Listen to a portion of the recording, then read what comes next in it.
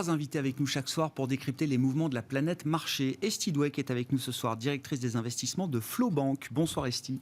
Ravi de vous retrouver. FlowBank est une nouvelle banque privée totalement digitale en Suisse, établie en Suisse.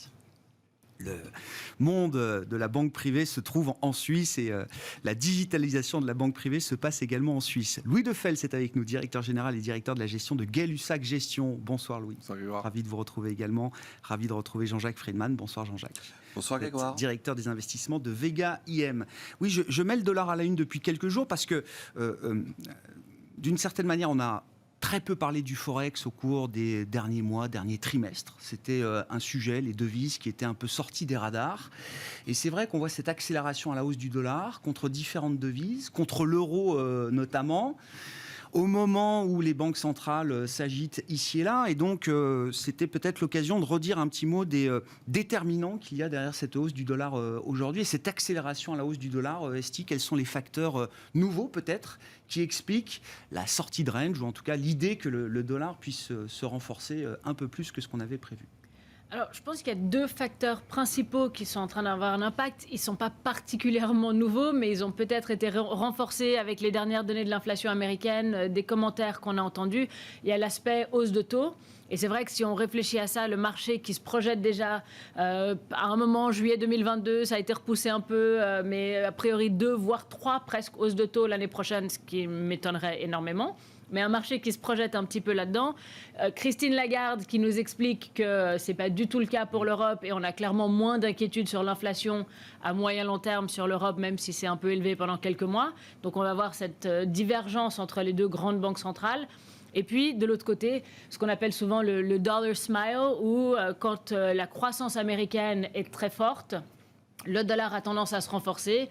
Et là, on voit, ça fait quand même plusieurs mois où on s'attend à ce que les données américaines, peut-être, faiblissent un petit peu. On a eu le variant Delta, on a eu clairement tout ce qui est chaîne d'approvisionnement. Et finalement, les données restent fortes. Les retail sales, les ventes hier étaient de nouveau bien plus fortes que prévu. Et il ne faut pas sous-estimer le consommateur américain. Et ça continue de se voir. Et je pense qu'avec ces 2, on se dit que le dollar a encore de la marge.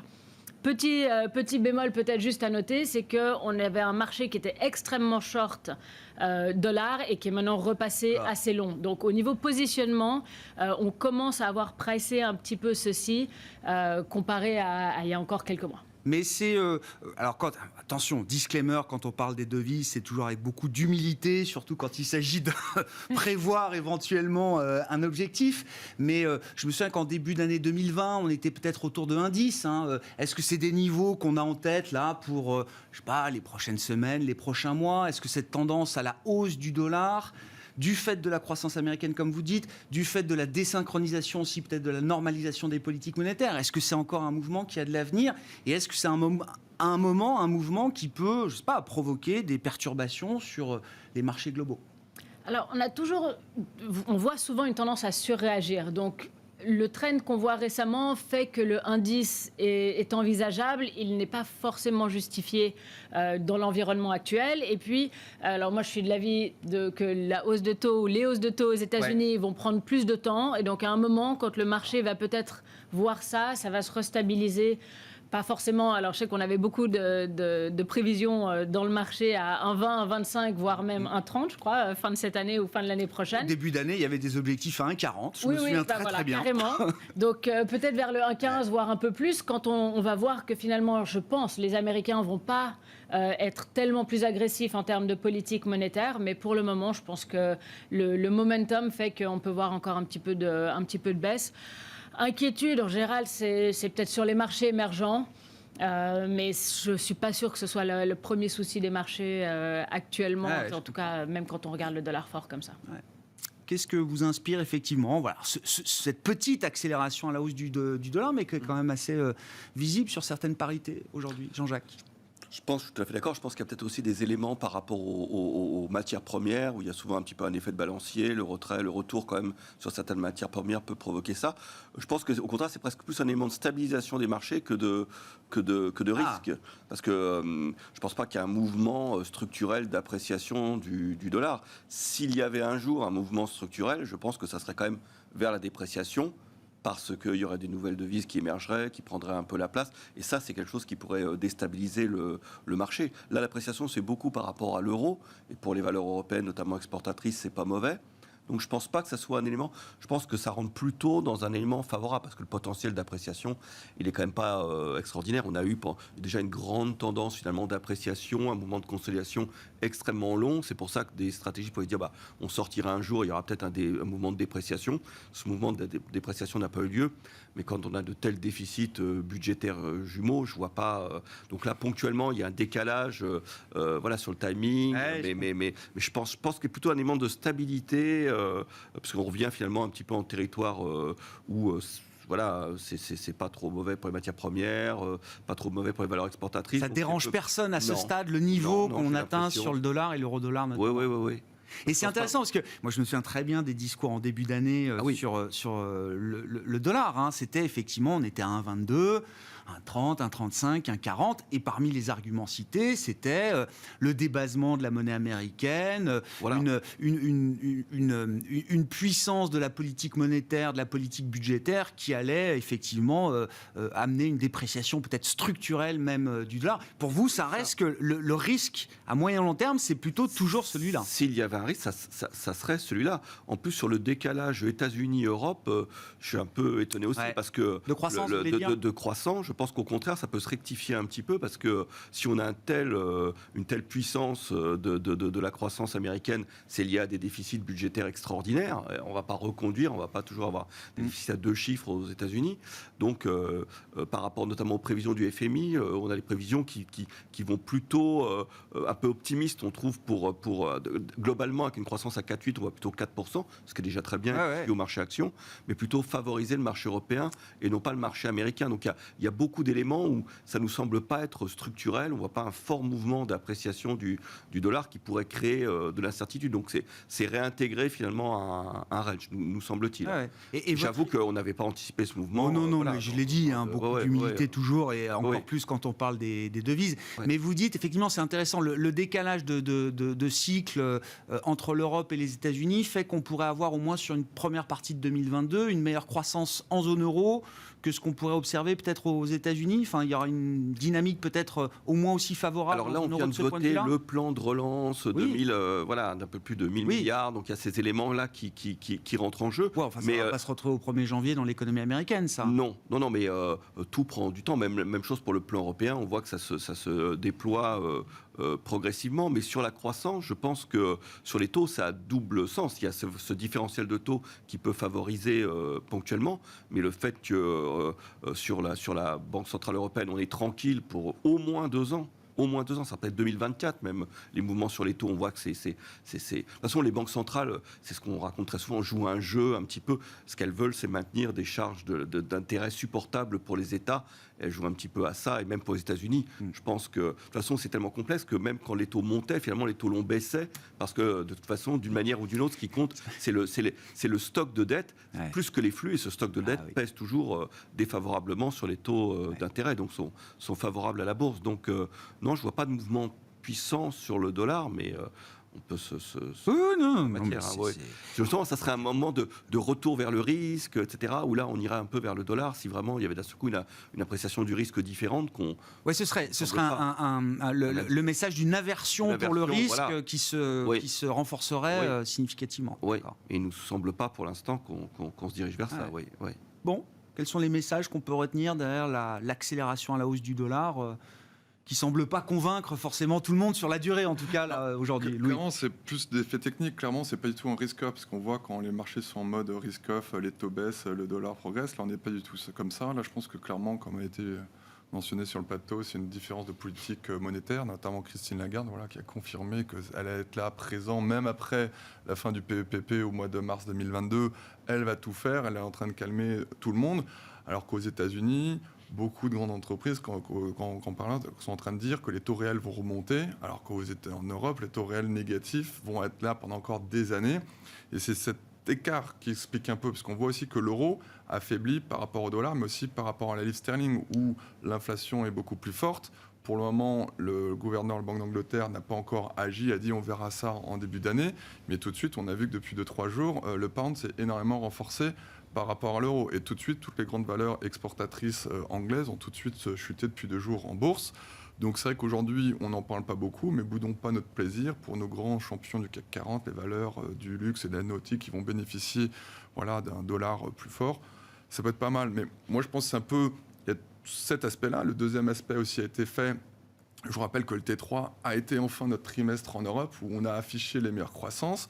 Et là, pour une fois, le T4, ça devrait être les États-Unis qui repartent à fond. On a vu que le consommateur, jamais enterré le consommateur américain.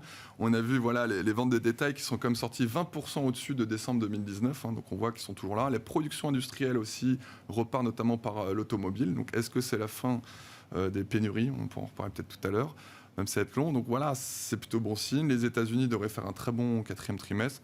Donc voilà, donc nous, comme vous dites très justement, c'est tellement compliqué de voir où va le dollar.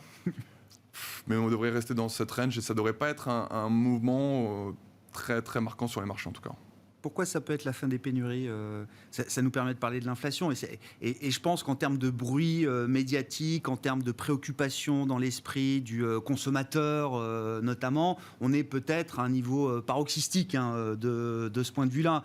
Quand on regarde un peu plus froidement les choses, à travers des indicateurs de marché, est-ce qu'on a des indications, malgré des chiffres qui continuent de surprendre à la hausse, qui restent beaucoup plus élevés que ce qu'on pouvait imaginer il y a encore quelques mois? Est-ce qu'on a des éléments qui permettent de dire qu'on est en train de former un pic peut-être sur une partie de l'inflation très Covid spécifique, par exemple? Nous, on pense que l'inflation, on a eu les derniers chiffres, mercredi dernier, c'était je crois 6,2, 6,4, plus de 6 de mémoire. Ouais. On va pouvoir avoir encore des surprises encore plus négatives, je pense, au mois de novembre ou décembre. On va peut-être monter jusqu'à peut-être 7-8. Le marché peut peut-être se faire peur. Et puis derrière, on peut écouter les banques centrales avec les effets de base qui arrivent. Et ça devrait redescendre tranquillement jusqu'à l'été prochain. Donc là, normalement, quand on reprend les différents indicateurs, on peut aller tangenter les plus de 7 normalement.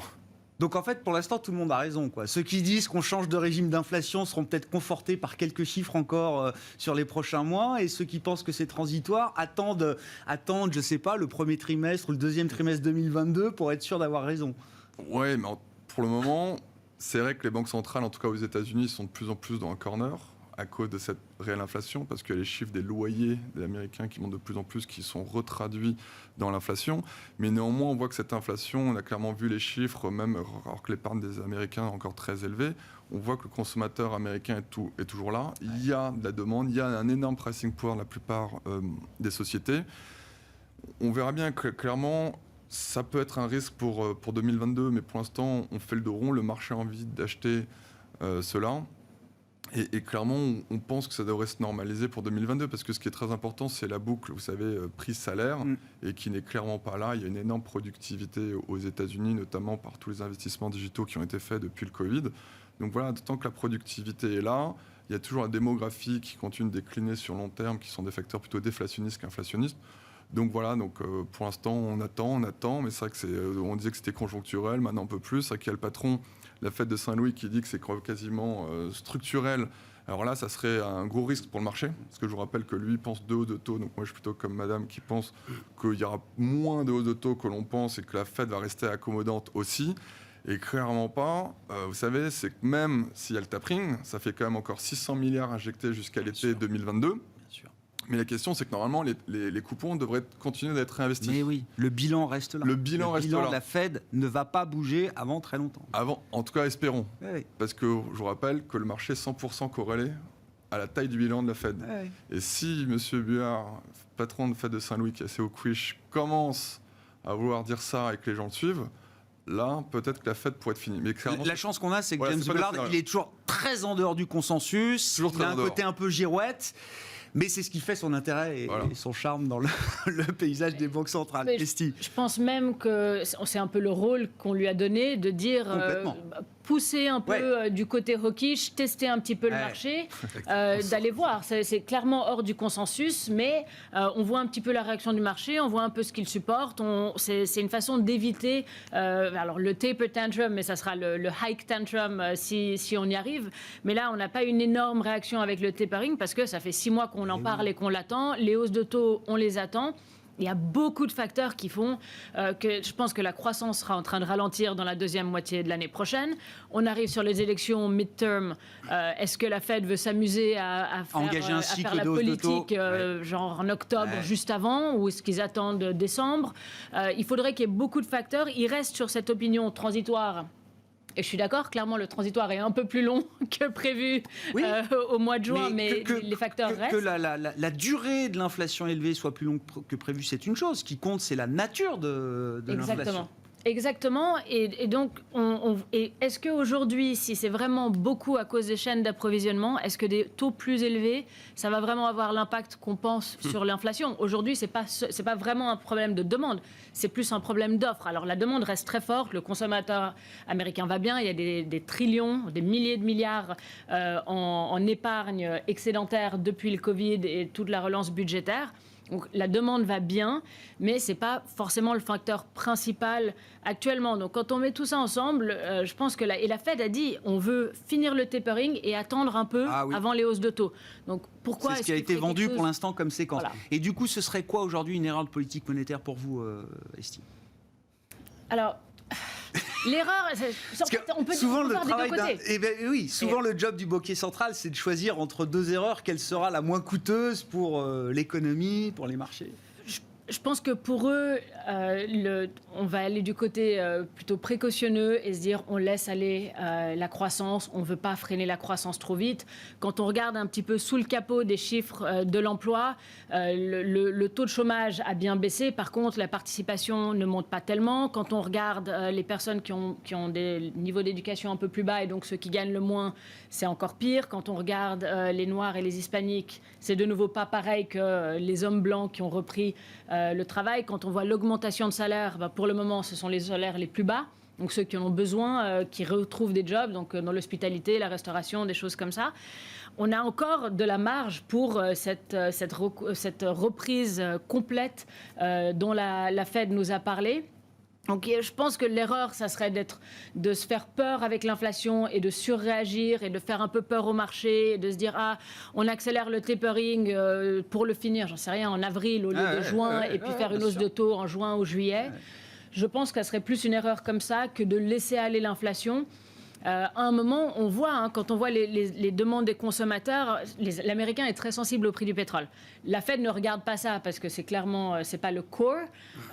Mais on voit, on entend les Américains dire c'est cher maintenant, c'est cher de remplir. En Californie, je crois que le gallon, effectivement, a atteint un niveau historique. Voilà. Mais ça va d'un coup, c'est une taxe sur le consommateur qui va peut-être commencer à consommer un petit peu moins. Oui. Les chaînes d'approvisionnement, on commence à entendre de plusieurs endroits que ça s'améliore, donc on a peut-être vu le pic du pire. Donc on aura une reconvergence, des déséquilibres, des goulots d'étranglement qui se résorberaient progressivement et en même temps une demande qui se refroidirait un petit peu. Un petit peu. Mais oui, et je pense que ça va se rééquilibrer un petit peu mieux. Ça va prendre plusieurs mois pour tout ce qui est approvisionnement. Mais on entend, je crois que c'est Toyota qui a dit que pour la première fois, toutes ces usines de production au Vietnam sont ouvertes. On a GM aussi qui n'a plus aucune depuis novembre, qui n'en a plus. On a dans les semi-conducteurs qui nous disent que la production, là, ça ne va plus trop être un souci. On a quand même pas mal de grosses boîtes qui nous disent qu'ils pensent que le pire est passé. Ouais. C'est intéressant parce que là, on a eu les derniers discours de banquiers centraux, que ce soit Jérôme Powell ou Isabelle Schnabel du côté de la Banque Centrale Européenne, nous disent, bon, l'analyse de l'inflation, c'est une chose, on est juste dans une période de risk management. C'est-à-dire que, oui, on doit considérer qu'il y a un risque à la hausse sur l'inflation, mais ça ne doit pas nous faire dévier de nos stratégies et de nos objectifs. C'est ça qu'il faut maintenir, il ne faut pas changer de discours en cours de route. Et là où la Fed a été intelligente, et vous parliez de certains gouverneurs, c'est le rôle de metteur en scène. C'est-à-dire que s'il y avait eu un rôle, c'est ce qu'on avait dit une fois, je crois que s'il y avait eu un rôle d'expert où il pouvait être contesté, où le patron de la Fed peut être contesté, bon là, il y avait des points de faiblesse. Mais finalement, il fait parler tout le monde à tour de rôle.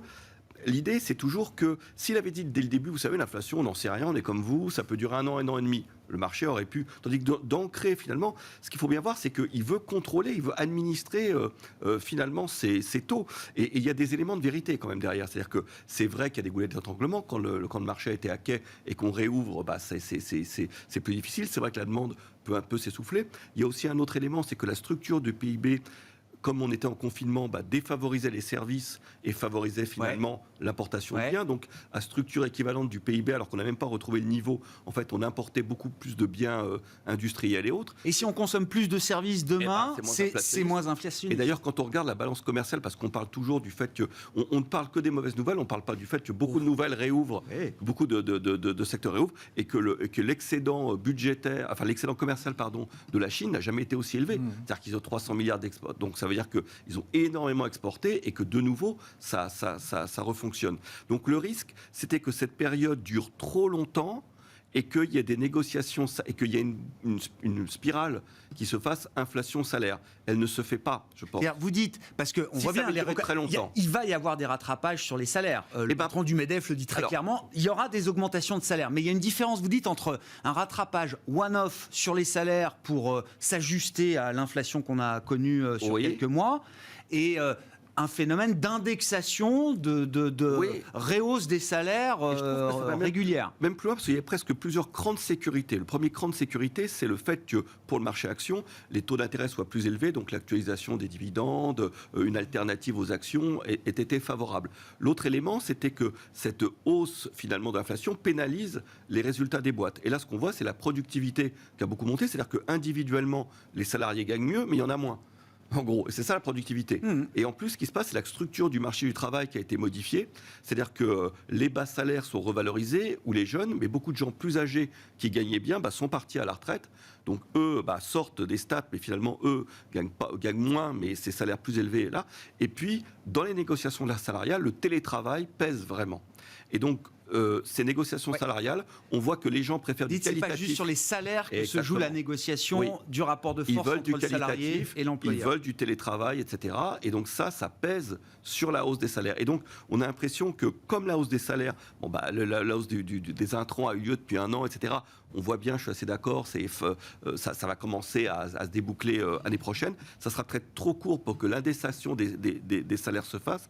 Et je pense que sur le débat de l'inflation, on entend justement différentes choses. Je pense que les gens qui parlent de fondamentaux, ils ont une idée là, par contre, à moyen terme, où tout le coût de la transition énergétique va et va être inflationniste. Mais ça, c'est pas pour 2022, c'est un phénomène de long terme. Et c'est une inflation, on l'a déjà compris, structurelle sans doute, mais qu'on va accompagner socialement. C'est-à-dire qu'il y aura des dépenses sociales qui vont permettre, j'imagine, de lisser ce coût supplémentaire de la transition écologique. Des chèques énergie. Je pense, on l'a vu avec les Gilets jaunes. C'est-à-dire qu'à un moment, on espère que ça se passera beaucoup mieux. Mais je crois que le problème a bien été identifié du point de vue des décideurs politiques. Et là, ça peut aussi impacter peut-être certains résultats de boîte parce que est-ce que le consommateur sera prêt à payer plus cher alors que déjà il sera pressurisé par rapport à son prix d'énergie, etc. C'est pas gagné. C'est-à-dire qu'il y a certaines transitions énergétiques pour des boîtes qui seront aussi des réductions de marge par contre. Et ça sera peut-être une discrimination entre entreprises. Puis, tant qu'on regarde un peu les sujets d'actu, là, c'était vraiment une question que je me posais. Est-ce qu'il faut qu'on reparle du Covid ou pas quand on est sur les marchés investisseurs puisqu'on voit tous les gros titres, les headlines qui se multiplient, ça redevient un sujet avec des politiques sanitaires qui se redurcissent un peu ici et là. Est-ce que c'est un risque qu'il faut reconsidérer dans les marchés Non, clairement pas. On voit qu'il y a des mini rotations sectorielles avec le secteur hôtellerie de tourisme qui a un peu perdu. Les valeurs type Friendly Covid, type Biomérieux qui remontent depuis 2-3 jours, mais c'est vraiment des micro-transitions. On pense que le vaccin a fonctionné, en tout cas pas pour avoir le Covid, mais vraiment contre les hospitalisations. 3e dose va arriver. Pour nous, non, c'est vraiment plus un sujet, à part sur ces micro-rotations. Mais sinon, pour revenir sur le sujet peut-être des banques centrales, peut-être des risques, c'est vrai que moi, ce qui m'impressionne, c'est la professionnalisation maintenant, même de Christine Lagarde. Rappelez-vous, en 2008, elle disait que... Je vous renvoie à la communication du gouverneur de la Banque d'Angleterre, Andrew Bailey, qui fait passer Christine Lagarde pour une excellente communicante. Non, maintenant, elle est impressionnante, maintenant. Ah bah oui. Et comme il dit très justement, c'est qu'ils envoient des petits fronts, les soldats pour tenter le marché. Et c'est vrai que le tapering, c'est passé comme une lettre à la poste. C'est impressionnant. Et c'est vrai que ce qui est intéressant, c'est que là, dans quelques jours, le président Biden, qui, lui, a quand même un peu la pression de l'inflation, parce que même si on parle d'augmentation de salaire, les augmentations de salaire ne vont peut-être pas augmenter aussi vite que Oui, l'inflation. là, il s'attaque aux compagnies pétrolières, il s'attaque aux problèmes portuaires. Enfin, voilà, il est un peu sur tous les fronts. Concrètement, c'est vrai que même si, mais je pense qu'il y a beaucoup de gens qui vont voir une augmentation de salaire, ils vont être contents, mais je vous rappelle que si l'inflation augmente plus vite, votre pouvoir d'achat réel diminue. Enfin bon, donc clairement, ce qui m'a surpris, moi j'avais toujours mis que si le président Powell ne serait pas réélu, on va voir dans quelques reconduits, on va voir, mais il paraît que là, celle qui serait éventuellement remplaçante est encore plus dovish. Encore plus dovish. Encore plus dovish. Bon, je pensais pas qu'on puisse y faire encore plus dovish, mais bon. Donc voilà, donc ça c'est peut-être incertitude, mais en tout cas, je pense que le marché allait plus réagir, mais absolument pas réagir dessus. Et au contraire, même les taux ont même baissé sur la nouvelle. Bon, dans les banques centrales, il y a toujours des histoires de personnes, c'est important. Comment vous comprenez le fait que la reconduction de Jérôme Powell à la tête de la Fed soit aussi laborieuse, peut-être, si on peut le dire, Esti? Et est-ce que oui, c'est le scénario central? Est-ce que Joe Biden a tout à gagner à reconduire Jérôme Powell, ou est-ce que envisager d'autres options, c'est quelque chose de possible? Alors, déjà, il faut se souvenir que les plus progressistes du Parti démocrate pensent que Powell n'est pas assez dur avec les banques et Wall Street. Voilà. Donc, c'était la première discussion. Est-ce que donc eux ne l'adorent pas? C'était une question. Ensuite, il y a eu quand même eu un ou deux petits scandales sous sa présidence. Oui, lui-même a vendu une partie de son portefeuille d'actifs en octobre 2020, je crois, Jérôme Powell. Oui, mais lui, ça a été clair. Enfin, lui, c'était pas un souci, mais il y a eu une ou deux petites choses. Donc, ça a donné du pouvoir, en fait, à cet argument-là. Et donc, il y a l'idée d'amener une femme, qui serait Madame Brainard, qui est peut-être encore plus dovish, qui est plus dure sur les banques. Et je pense aussi qu'il ne faut pas oublier, Biden a quand même eu, jusqu'à cette semaine, à peu près, quelques mois sacrément compliqués. Et donc, c'était peut-être pas sa première priorité. Les marchés vont très très bien. Les marchés n'ont pas l'air super inquiets parce que justement, on se dit peut-être Brainard est plus dovish, donc c'est pas une grosse panique. Donc, il ne faut pas y voir de malignité, de complications particulières dans le processus de reconduction. J'ai pas l'impression. Je pense que de reconduire Powell, c'est un peu ce que le marché aimerait. La stabilité, la continuité, ça serait clairement bienvenu. Il est républicain, donc ça serait un petit peu plus bipartisan, un peu plus ouvert que tellement juste démocrate. Et puis, ce qu'il peut faire, c'est mettre Mme Brainard en vice-chair et avec une responsabilisation plus sur la régulation. Et là, c'est peut-être un win-win un petit peu. Statu quo, on regarde un peu plus Wall Street, ça ne change pas si vite que ça. Et c'est cette continuité pour le marché. Alors enfin, Biden a dit, ça vient cette semaine. On y est presque. Mais la réalité, sur le coup, on peut avoir une petite réaction. Je pense qu'il y a presque un risque que justement Brainard essaye de montrer qu'elle n'est pas juste super dovish ou qu'elle essaye de mettre sa marque et qu'elle, au contraire, finalement, doivent réagir d'une manière ou d'une autre. Mais la seule direction dans laquelle elle peut peut-être aller, ça serait hawkish. Donc, ça ne serait pas forcement un positif, je dirais, dans les 6 premiers mois. Je comprends. Mais à moyen terme, les marchés, la Fed reste la Fed, c'est pas qu'une personne. Les marchés ne vont pas réagir tellement à ça. C'est la petite histoire du moment. Tout à fait. En matière de politique monétaire. Je reviens quand même sur mes considérations Covid. C'est un risque à reconsidérer ou pas aujourd'hui, Jean-Jacques? Pas non plus, parce que ce qui compte, il y a un petit peu sur la mobilité quand même, ça jouera. Mais l'élément, c'est hélas une chose grave, l'hospitalisation, etc. Et donc, pour les personnes vaccinées, il y a quand même beaucoup moins de gravité. Donc, et puis il y a une forme d'accoutumance. On s'est habitué déjà à 3e, 4e, 5e vague. Donc je pense que ça ne sera pas l'élément du marché désormais, qui fera basculer. On ne sait pas l'élément. Là, on est focalisé sur l'inflation et toute cette politique de banque centrale, c'est le point de focalisation, comme le Covid y a été. Ça a duré 1 an et demi. Ça fait que 1 ou 2 mois. Je ne crois pas que ça reviendra. Après, peut-être que d'autres risques peuvent venir sur le pétrole, sur d'autres éléments de risque, mais ça ne paraît pas le signe noir qu'on ne voit pas et qui pourrait survenir d'après nous. Bon, à propos de risque, risk-on, risk-off sur les marchés, Esti, alors les investisseurs aiment bien généralement quand il y a un peu de peur dans le marché. Il ne faut pas qu'il y en ait trop, mais un peu de peur, c'est le signe que tout le monde n'est pas investi à bloc et donc qu'il y a de la place pour entretenir un phénomène de hausse. Et d'ailleurs, on le voit, les investisseurs professionnels, en tout cas, sont structurellement prudent.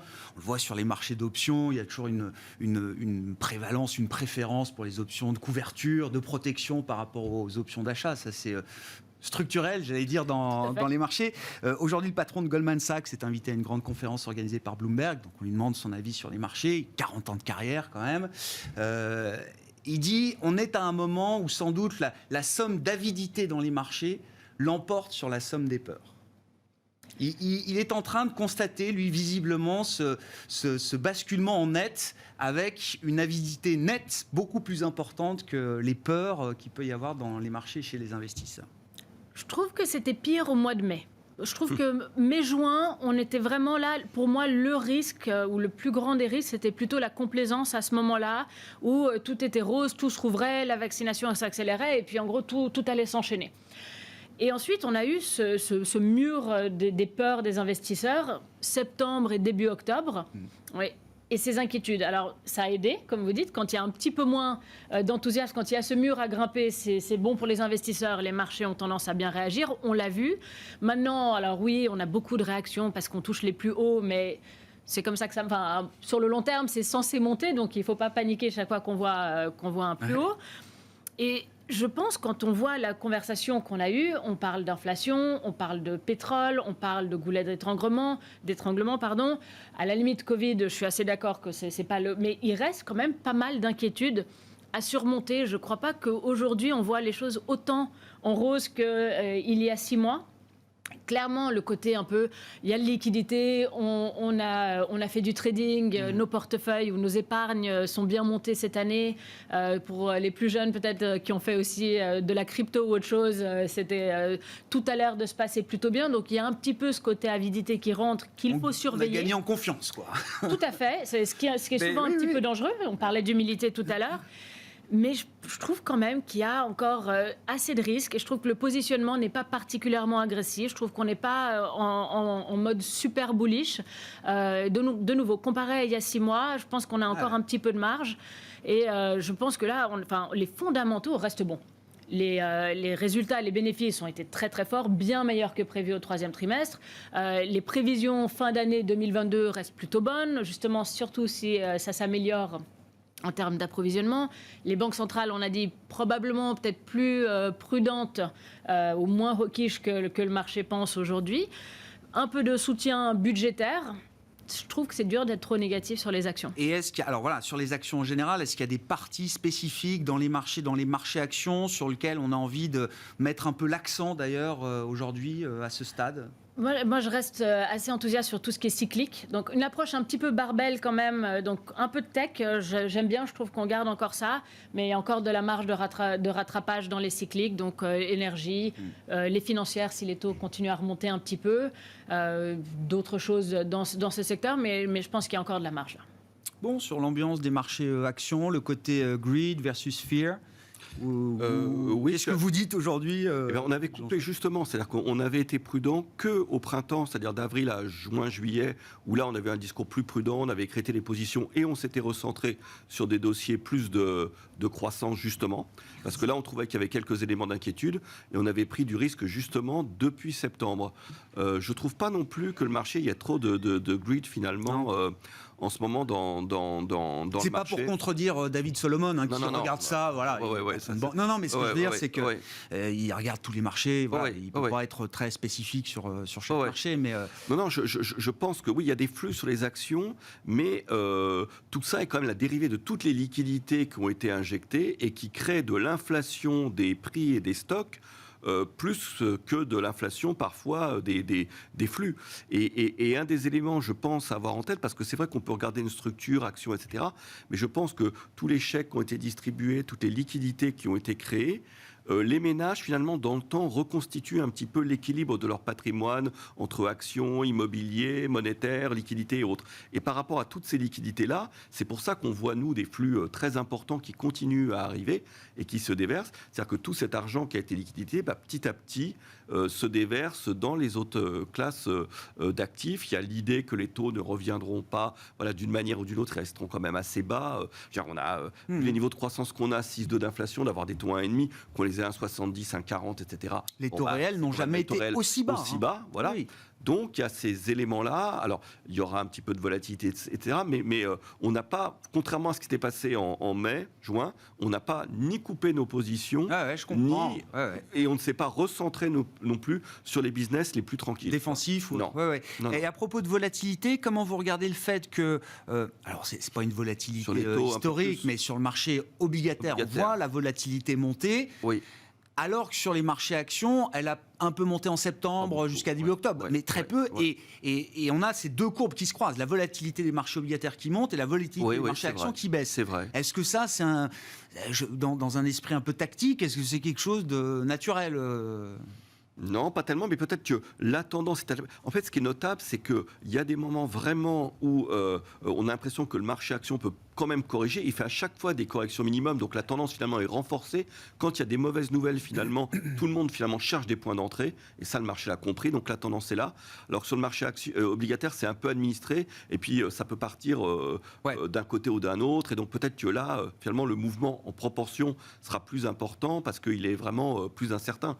Mais finalement, le paradoxe de ça, c'est que quand à un moment donné, les banques centrales voulaient en faire davantage, et étaient prêtes à monter les taux, c'était interprété favorablement sur la courbe, et au lieu d'avoir une translation, donc finalement tout était toujours interprété, toutes ces liquidités, je trouve qu'on refait l'histoire après coup, c'est-à-dire qu'il y a des liquidités partout, ça pèse sur le marché oblique, ça favorise aussi le marché action, et après coup on trouve des arguments, mais je pense que cet aspect vraiment liquidité importante, tant qu'elle est là, après il peut y avoir des risques s'il y a une erreur sur le pétrole, s'il y a une erreur de communication de la Fed, peut-être que un peu après, là je trouve qu'il y a 1 ou 2 mois où il n'y aura pas grand-chose. Peut-être qu'on peut avoir le même phénomène début janvier qu'on avait eu un peu début octobre, début juillet, sur des incertitudes sur les résultats des boîtes. Mais là, le T3 a quand même apporté des données. Et nous aussi, on était un peu plus inquiets. On se disait, est-ce que les marges des entreprises n'ont pas progressé parce qu'il y avait un problème, ils n'arrivaient pas à trouver des personnes pour dépenser des budgets en quelque sorte. Et là, on voit qu'il y a autre chose derrière, et vous parliez de plans de digitalisation notamment. Donc, vraiment, il y a aussi des marges qui ont l'air de rester sur des niveaux relativement élevés. Donc, on n'a pas trop le sentiment, malgré le fait qu'on soit sur des plus hauts, qu'on continuera, on recherche toujours des points d'entrée si le marché décrochait. Est-ce que les résultats du T3, justement, là, du côté des entreprises, sont suffisants pour se rassurer sur l'idée qu'on n'aura peut-être pas ce squeeze sur les marges qu'on craignait tous au début de l'été, Louis? Ce qui est intéressant, c'est que les résultats du T3, une nouvelle fois, ont été très au-dessus des attentes. On a vu qu'une nouvelle fois, ça a été révisé à la hausse. Donc ce qui est assez intéressant, c'est que la hausse qui s'est faite récemment, en fait, c'est vraiment par la hausse des résultats des entreprises. C'est pas forcément que sur le P. Quand on regarde les valorisations des indices américains ou européens, ils ont au contraire, depuis quelques mois, ils font que de baisser. Donc pour le moment, on attend entre 7 et 10% selon les consensus de croissance des bénéfices par action pour l'année prochaine. On verra bien si la politique d'offre se calme, si la demande est toujours là, si vraiment les sociétés ont pricing power, donc c'est intéressant. Clairement, un point ligne sous dire, c'est que nous, on reste positif. Tant que les banques centrales sont là, on reste positif. Néanmoins, peut-être un peu plus de volatilité. Peut-être qu'à très très court terme, on a vu que là, quand le S&P à chaque fois très au-dessus de sa moyenne mobile, je crois que c'est 7% au-dessus de sa moyenne mobile 50, c'est un élément technique. Souvent, il y a un petit reflux. Mais comme on dit, à chaque fois, le marché, il y a une telle liquidité. Dès que le marché revient, il faut aller dedans. Et je vous rappelle que là, on est quasiment 1 mois et demi à la fin de l'année. Je pense que tout le monde a envie que ça se finisse bien cette année. L'année prochaine, c'est déjà... Non, mais attendez, Louis, ça s'est déjà tellement bien, voire très bien passé jusque-là. Le CAC gagne quasiment 30% year to date. Est-ce qu'on est dans une année tellement particulière qu'il faut se dire, est-ce qu'on a besoin d'un rallye de fin d'année ? Ce sera peut-être pas un fort rallye, mais... Ce que je veux dire, si on a un rallye de fin d'année encore après 30% de hausse... Oui, ça nous embêterait pour 2022 presque, oui. Non, mais bon... Non, mais je sais que la saisonnalité de fin d'année est historiquement très positive. Donc, je pense pas qu'on fasse au mois de novembre et décembre les mêmes mois. Même peur qu'au mois d'octobre, mais clairement, il n'y a pas de raison. Qui est historiquement le mois généralement le plus faible, qui a été un des plus forts de cette année. C'est pour ça que je dis qu'on est peut-être un peu à front renversé dans la saisonnalité. Mais voilà, le marché est tellement puissant. On a vu qu'au mois de septembre, avec toutes les murs d'inquiétude qu'il y avait entre la Chine, les banques centrales, l'inflation, le pétrole, tout ça, tout a été... Et les small caps en profitent ou pas? Parce que c'est toujours, dans le monde des actions, c'est toujours pour les investisseurs, toujours une petite prise de risque supplémentaire. Je ne sais pas si c'est bien ou pas, on n'a pas le temps d'en débattre, mais c'est toujours l'idée que les small caps, c'est une petite prise de risque supplémentaire par rapport aux grandes capitalisations, par exemple. Est-ce qu'on en est là aujourd'hui, Louis? Après, les small caps, vous avez un large choix d'univers, donc ça laisse un grand choix pour le stock picking. Il y a vraiment des très très belles sociétés familiales de qualité. Mais ce qui est intéressant, c'est que les small caps ne sont toujours pas revenus, les flux ne sont toujours pas revenus sur la classe d'actifs. Je rappelle qu'après 2018, qui avait été un peu... Beaucoup de gens n'ont pas voulu revenir. Et là, aujourd'hui, quand on regarde les différents indices, les performances des différents indices sont plutôt en ligne. Donc c'est pour ça que, de nouveau, la performance boursière, c'est fait par la reprise des bénéfices par action. Donc pour l'instant, c'est assez sain. Pareil, début d'année prochaine, même si à ta prime, les banques centrales sont encore là. Donc je pense qu'il n'y a pas de raison que le S&P n'ait pas touché les 5000 points peut-être en début d'année prochaine. Mais néanmoins, voilà, 2022, on n'y est pas encore, ça sera plus compliqué. Mais le fameux TINA, tout le monde dit qu'il avait disparu, mais pour moi, il est toujours d'actualité. Et c'est vrai qu'on regarde ce qu'on appelle le equity risk premium, vous savez, donc c'est le rendement du marché moins le taux sans risque. On est toujours autour de 3,5, donc ça laisse encore très confortable. C'est pas ultra complaisant, vous dites, pour une classe d'actifs risqués comme celle des marchés. Voilà. Aujourd'hui, le risque, c'est pas avoir d'action plutôt que du cash. Merci beaucoup. Merci d'avoir été les invités de Planète Marché ce soir. Louis Defels, directeur général et directeur de la gestion de Gay-Lussac Gestion. Jean-Jacques Friedman, directeur des investissements de Vega IM. Et Estelle Dweck, qui était avec nous également, directrice des investissements de Flowbank.